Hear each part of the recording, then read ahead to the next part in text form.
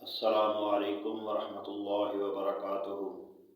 الحمدللہ والصلاة والسلام علی رسول اللہ، اما بعد فاعوذ باللہ من الشیطان الرجیم، بسم اللہ الرحمن الرحیم۔ لقد کان لکم فی رسول اللہ اسوۃ حسنہ، یقیناً تمہارے لیے رسول اللہ صلی اللہ علیہ وآلہ وسلم کی زندگی میں بہترین نمونہ ہے۔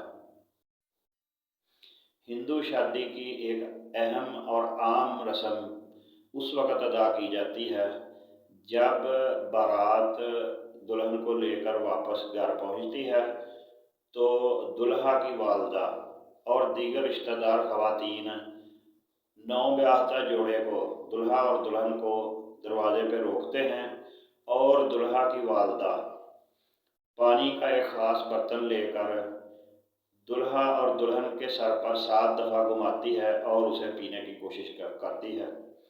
اس رسم کو کہا جاتا ہے سر پانی وارنا، اور یہ رسم زمانہ قدیم سے چلی آنے والی ایک رسم ہے جو کہ موجودہ زمانے میں بھی ہندو اور سکھ شادیوں پر نظر آتی ہے۔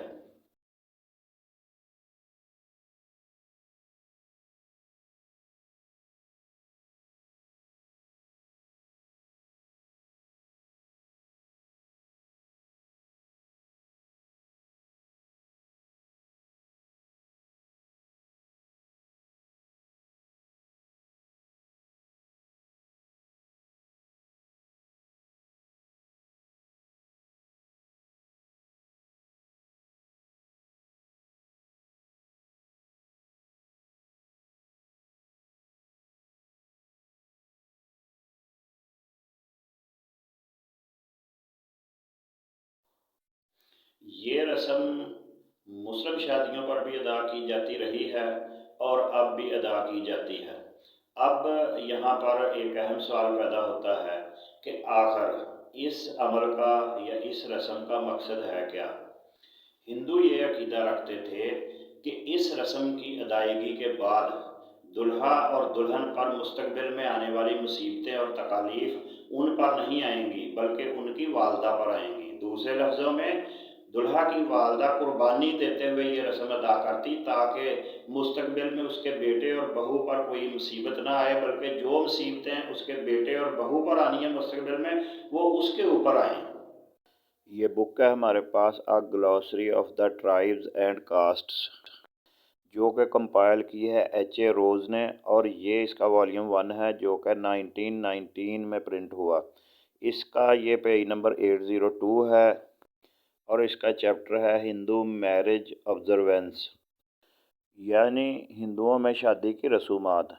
اور یہاں ایک پیراگراف ہے when the couple approach the house, جب جوڑا گھر پہنچتا ہے، some women of the family receive them with due honour, تو خاندان کی خواتین ان کا استقبال بڑی عزت سے کرتی ہیں۔ The mother waves a cup of water 7 times round her son and daughter in law, دلہا کی ماں پانی کا ایک برتن بیٹے اور بہو کے سر پر 7 مرتبہ گھماتی ہے، وچ شی دین ڈرنکس، پھر وہ اس کو پی لیتی ہے۔ دس مینز، اس کا مقصد ہوتا ہے دیٹ شی، کہ وہ ماں، ود پلیئر اپنی خوشی سے، and for her sons love, اور اپنے بیٹے کی محبت کی خاطر، takes on herself every misfortune that may in future time befall either of them, کہ وہ اپنے سر لے لے گی تمام مصیبتیں جو مستقبل میں اس کے بیٹے یا بہو پر آئیں گی۔ تو یہ جو نظریہ ہے یہ ایک جہالت، لا علمی اور توہم پرستی پر مبنی نظریہ ہے جو کہ قدیم دور سے ہی ہندو یعنی بت پرستوں میں موجود رہا ہے۔ ظاہر بات ہے کہ اس طریقے سے کسی کی مصیبتیں یا تکالیف کسی دوسرے میں منتقل نہیں ہو سکتی، نہ تو میڈیکل سائنس اس کی تصدیق کرتی ہے اور نہ ہی دنیا کی کوئی لاجک اس بات کو ثابت کر سکتی ہے۔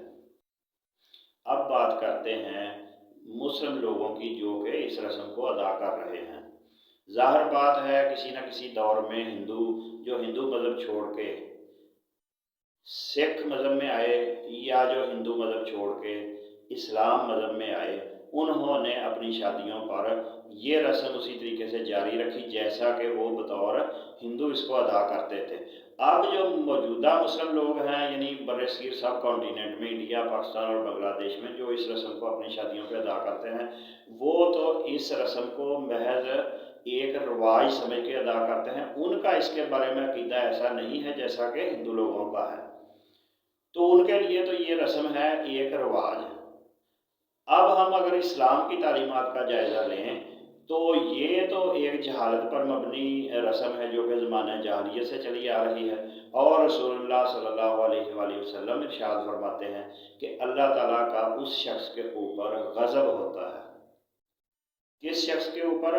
مبتغن فی الاسلام سنت الجاہلیتی، جو شخص اسلام قبول کر لینے کے بعد بھی زمانہ جاہلیت کی رسومات کو جاری رکھنے کا خواہش مند ہو۔